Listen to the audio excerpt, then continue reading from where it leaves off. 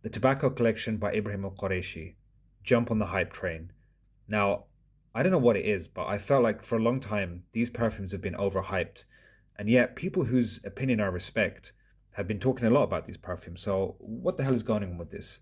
I smelled them a few times in the shop and I really didn't like, or I didn't, not that I didn't like them, but nothing really took my, attention like that. I just thought they were kind of mediocre. And since then, I've had the opportunity to buy these ones. And to be honest, I got them on the National Day of Sales for 95 reals, which is about £20, even less, like $25. I could not buy them at that price. And after owning them and wearing them, I've kind of changed my opinion and had it confirmed. I still think they're overhyped, but having worn them, I realized why I didn't take to them so much. So I'm going to go through them one by one. The first one we've got here is Arabian's Tobacco. Now, this is actually a take on Crush on Me by Unique Luxury. And this is, my God, incredibly strong, firstly. This is basically a salted caramel and patchouli fragrance. That's really what I'm getting here. Yeah, and the thing about this one is the opening is aggressive. Okay, this is a very aggressive opening. But when this stuff dries down, it's actually really nice. And I'm not a huge fan of overly gourmand fragrances.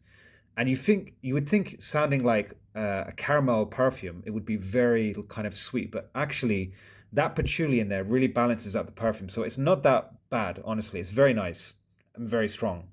Next up, we've got this one, Spanish Tobacco from their older collection, the 100 milliliter bottles. And this is basically a take on Mega Mare by Otto Parisi, but it's definitely more wearable.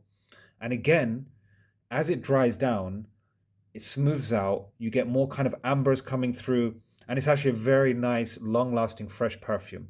So, again, didn't care for it in the opening. However, having worn it a few times, I actually really like this perfume. And finally, French Tobacco. And of course, this is a take on Imagination by Louis Vuitton. And it's definitely not a one for one, I can say that.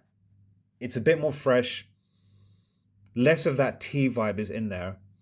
And to be honest, the opening, it's got kind of almost like it's citrusy, but it's almost like a sour lemon. Like if you left a lemon in the fridge and it kind of went a bit funky, that's what it's like in the opening for me. But once it gets past like the 10-minute mark, that smooths out again. So again, the opening with a lot of these I find a bit harsh, but once they kind of settle, they're actually very nice and pleasant. And that's another example of why you should always wear a perfume. Give it a full wear before you make a judgment.